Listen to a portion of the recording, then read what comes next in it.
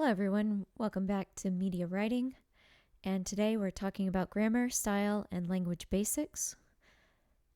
And we're going to break down a few of these elements and look at them more in terms of how you'll approach them, both in terms of American English, but also in terms of specifically media writing. So, why do grammar and style matter when we're talking about making things like Instagram posts or writing press releases or news articles? Well, in case you hadn't guessed, it is difficult sometimes to connect with your audience whenever you can't see them face to face. And so it's important to make sure that you and your audience are using the same language and that you have the same meaning in mind whenever you say something. And by creating this bridge using grammar and style, we're able to keep everything consistent and make sure that our credibility is pristine and that people understand what it is we're trying to say. So, it is pretty important to make sure that you're using the correct words, that you're punctuating things well, and using all of those basics of grammar that you've been learning since you were, a young child. And specifically regarding media writing, whenever we talk about media writing, it requires clear and concise language. And I want to emphasize that point because often what happens is people move from years of writing English essays and including phrases like in conclusion um, and all these other things in there, like today I'm going to show you how to do blah, blah, blah. And all this stuff. And unless you're doing a how-to video, you don't need that kind of language in there. You want to make sure, and even then, you still wouldn't use like in conclusion. It's just unnecessary. I mean, it should be clear that you're concluding something. So you want to find more effective ways of communicating your information to your audience and think about what it is that they need to know and how are they going to be approaching this information? How are they going to use it? And that will help you to decide which pieces of information to include and which ones you need to exclude, and also help you to most accurately convey your message, to use the appropriate wording and style choices in there.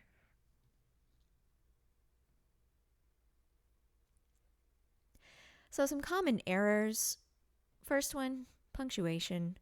As you can see from this little meme right here, punctuation matters, word choice matters, and more importantly, punctuation and word choice together can make all the difference. And also, run on or incomplete sentences. If you are trying to connect two complete thoughts and you aren't using a semicolon or a comma conjunction to do so, then you probably need to go back and review what you're doing. And we'll go into run on and incomplete sentences a little more later in this grammar section. And also, we're going to review missing or misused words. Whenever you're texting someone, we've gotten to the point where direct messaging allows us, especially with people we know, you often develop a shorthand when you're talking to them, and they, whether that's through abbreviating through acronyms or having a just a set of letters that stand for different words but don't necessarily make a new word in themselves, or having having autocorrect include the incorrect word sometimes, or just becoming dependent on autocorrect to include the right word for you. It's important to be able to choose the correct word on your own. And People make mistakes, but whenever you're aware of where potential problems may happen, it will help you to prevent them in the future.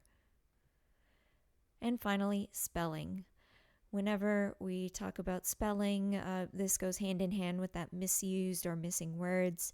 Making sure that you have a complete phrase or that you are writing the correct form of a word or that you are spelling the word correctly. Sometimes you can have a word that is technically spelled correctly, but the way you're using it is incorrect. So, a lot of things to keep in mind.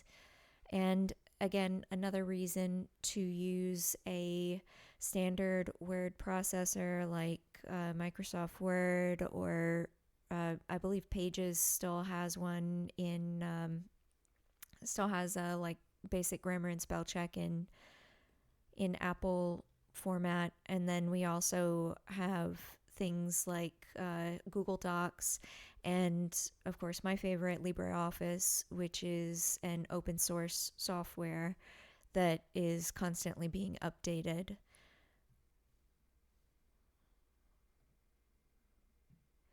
Now, here are a couple of other whoopsies that have happened.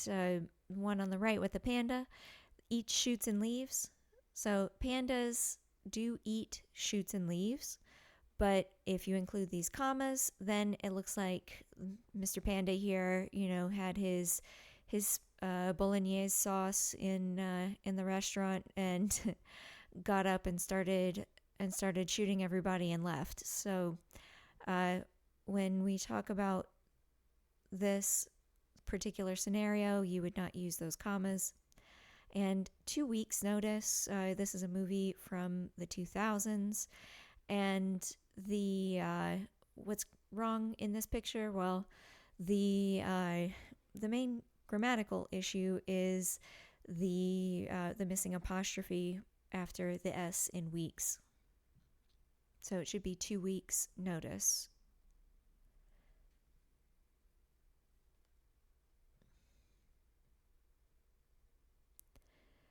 Now, whenever you're debating which word to choose, you want to think about the denotation and the connotation of the word.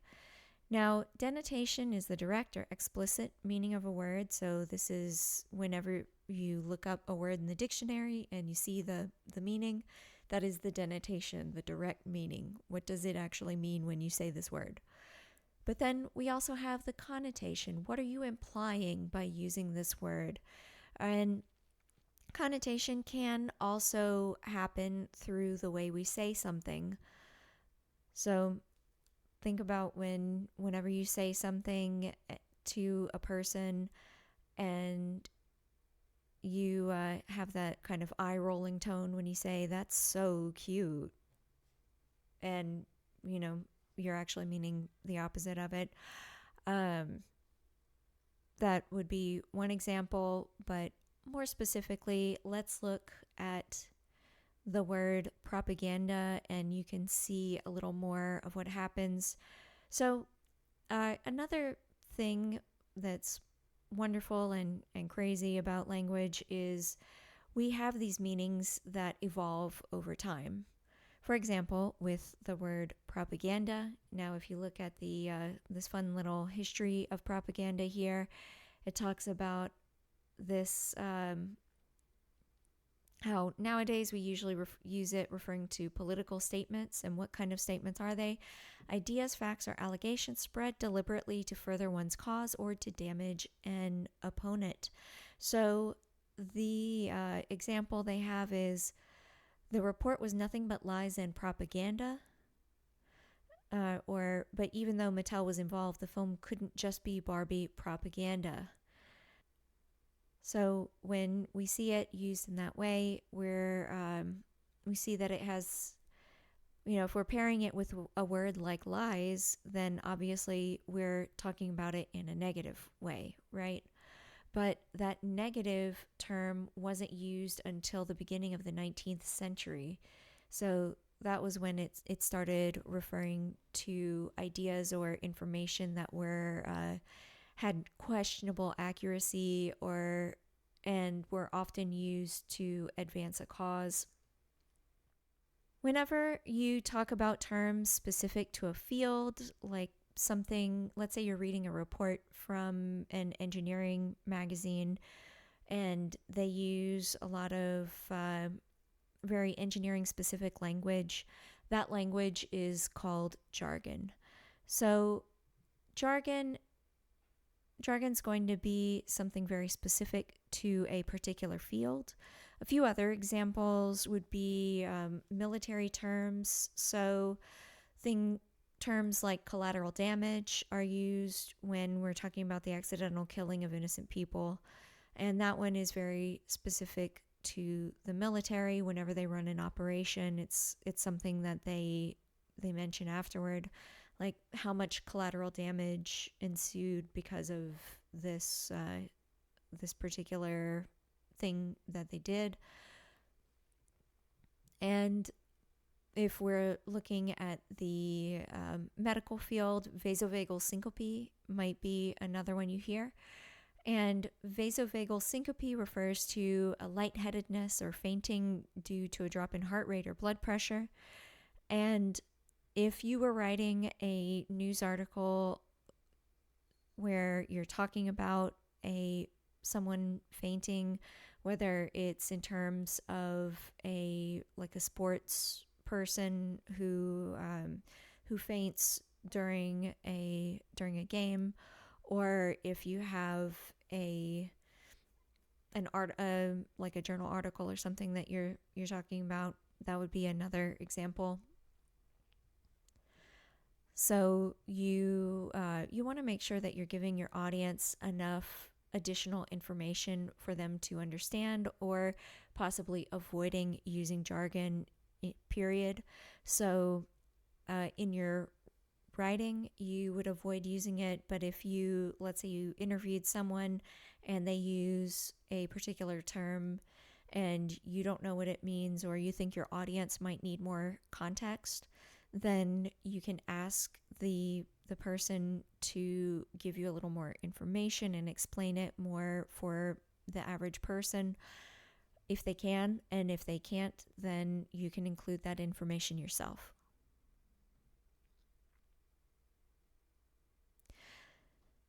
Now, another thing in writing, we often have words that are easily confused, and it doesn't matter what language it is. There are some homonyms out there, words that sound alike, or we have other words where their meanings are very similar, and we have to make sure that we're using the correct one, because it can mean a different thing depending on how we use it, or it could just be the incorrect use of that particular word. Up first, we have effect versus effect, or effect versus affect. And effect is most commonly a noun. He felt the ill effects of credit card debt, for example.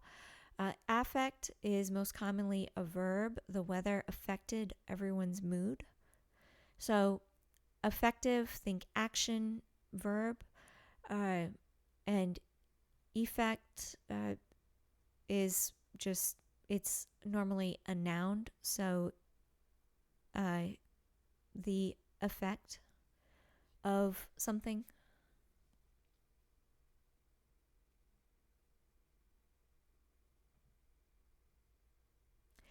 And accept versus accept. Accept focuses on exclusion. So everyone was ready except Manny. Accept refers to inclusion. So he was accepted to Stanford. The person accepted the award. So you are receiving something. So accept, exclusion, accept, inclusion. Now a few other ones, there, and there. First one, THEY''RE. Remember, that's a contraction. They are. So they're the owners. They are the owners. If you can put they are in it, then that means you're using the contraction. Their, THEYEIR, is possessive. So their bed and breakfast is the best. And one way you could think of it would be looking at there. It says heir in it as well, so someone who inherits something. Or if you prefer to use his or hers, like his bed and breakfast or her bed and breakfast. And then you would say, okay, well, if they own it together, then their bed and breakfast. And there, THERE, is a location. And if you look at there, it has the word here in it as well. So look, it's not here, it's over there. So remember, location will be THERE.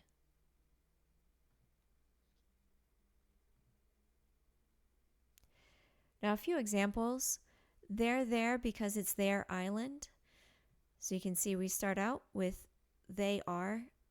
Where are they? They are over there because they are not here. And it's, with the apostrophe S, is it is their island. Now, if we had ITS, no apostrophe, it would be the possessive form of its. And you're sure this is yours? YLU apostrophe RE is, again, contraction. You are sure this is yours. And yours is possessive. Some commonly misused words and phrases. We have lead versus lead. So lead, L-E-A-D, so we're pronouncing it as lead, not lead. That kind of lead is an element. If you pronounce it as lead, it is a verb. So lead, the element, is going to be a noun. Lead is a verb. And not only is it a verb, if we are using L-E-A-D, that is going to be the present tense. Led, L-E-D, is the past tense of lead, L-E-A-D.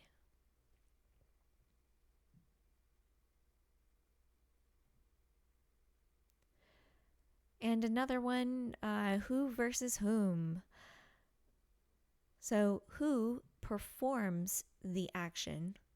So who is usually the subject, and whom, W-H-O-M, whom receives the action. It is the object of something, often the object of a preposition or the object of the action in the sentence. And whenever we say action in terms of a verb, it could also be a state of being. So here are a few examples here are two examples where you can see who and whom being used. And first one, who mentioned the owls? Well, why is it who? Because who is our subject? Who is doing the mentionings? The mentioning. So who mentioned the owls? Or our second one, my cat, whom I was eager to believe, has been known to fib. And why is it whom instead of who? In this case, I was eager to believe my cat. So if we rephrased this sentence as I was eager to believe my cat answers who we are believing. And in that case, since it is the object, then it is going to be whom. And a tip, try rewriting the sentence to help you choose which one. So if we are looking at a choice between who and whom, then try replacing who or whom with, if pronouns work a little better for you, you could use he or she. And if if you find that you're using the one you would use for a prepositional phrase or a direct object, then you would choose the appropriate one. So a direct object would use whom, and the subject would be who.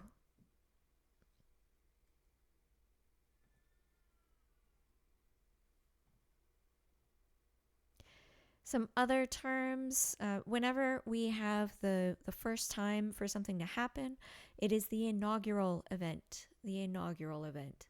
We do not have the first annual because we don't know if this is actually going to happen another year or not. And then you have the second event, and then by the third time, you're pretty safe saying third annual, etc. Even if it ends up not lasting longer than 4 or 5 years, it's at least made it that far, so it can be an annual event. Alive refers to whenever we're talking about a person. So we would refer to them as people when we are writing, correct? So use their names or descriptions or what have you.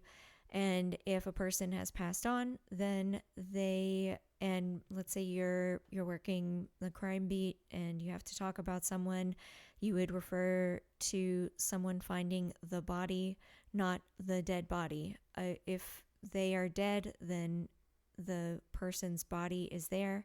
If a person is alive, then you refer to them as people. And also, whenever we have certain holidays, we do fly we are supposed to lower the American flag to a certain level, or often the state flag as well. And how do you lower it? Well, it's going to be to either half mast if you're on a ship. So half mast is for ships, half staff is on land because the staff, the flagpole, is on land. So half staff is on land and half mast is going to be on a ship because the mast is on a ship. Now here are a couple of questions for you. First one, the accusers either led, L-E-D, or led, L-E-A-D, the jury to believe the defendant was pure evil. So is it L-E-D or L-E-A-D? That's right. If you said L-E-D because this is a verb, then you are correct. So this is the past tense form of lead. And also, if you were confused about whether it is lead or lead, like you can, or led or lead. So if you think it might be a question of is this present or past tense, then look later in our sentence. We have the word was, which is past tense, so we want the past tense form. Second one, who or whom will represent the defendant?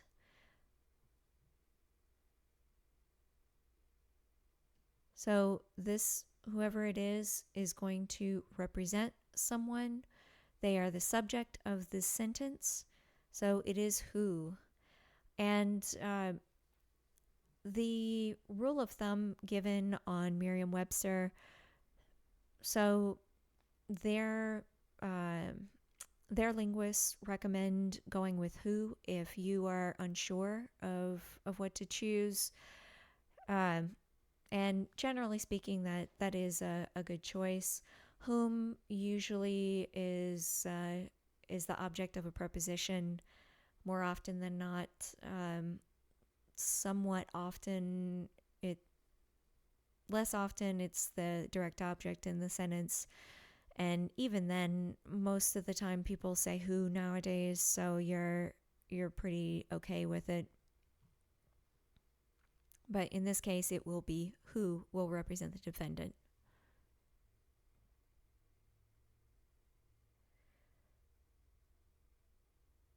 All right, now here is one that was an update for me as well. Can the word over, so can the words over and under mean more than or less than? Well, it turns out they can. So if we look at this blog entry from Merriam-Webster, they give us the details regarding over and more than, and over, meaning more than, apparently has been used since Old English. So it is several hundred years, and we've been doing it for quite some time.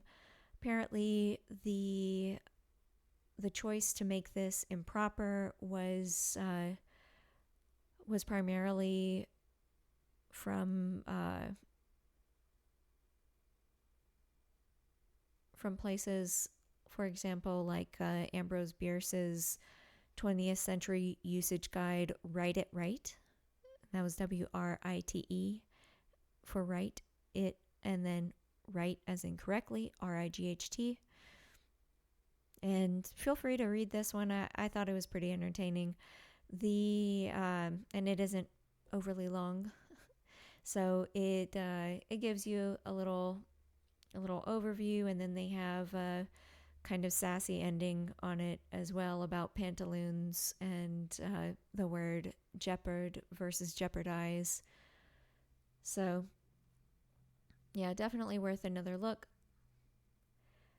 And so that means whenever we are talking about numbers,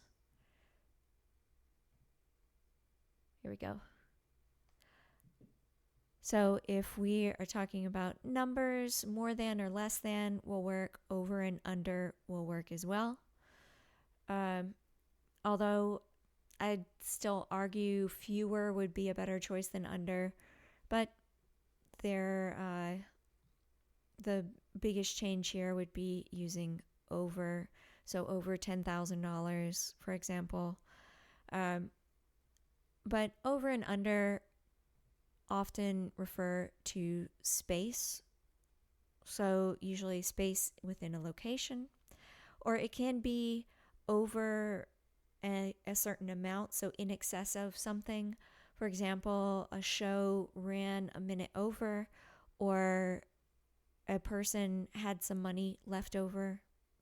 Those are both acceptable uses. So whenever we go through our word choice checklist, first, should I use this word? Am I questioning whether I should use it? Review it in the dictionary first. Check the AP style guide second. And also minimize jargon. So you don't want to use words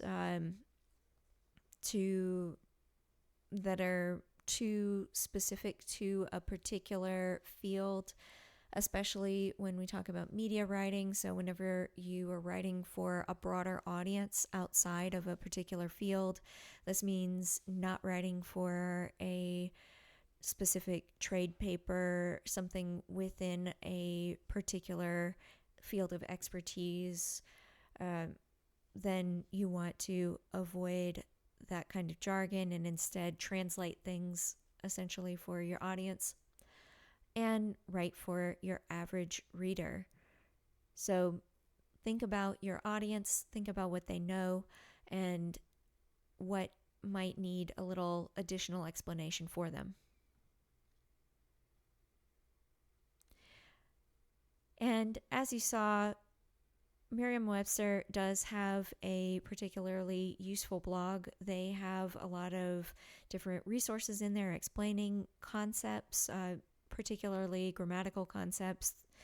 And I found their writing to be very helpful and focused on actually helping people who are not grammarians and people who are less accustomed to looking at things to understand it better.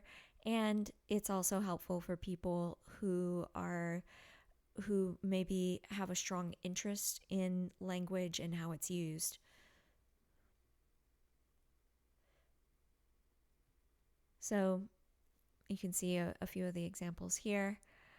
For example, they have is irregardless a real word?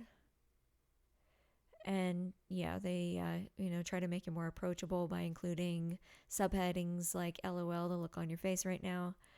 And this gives a good example of how blog entries are often written too. And while theirs follows a shorter format than the ones we'll work on, it does give us some good information as well.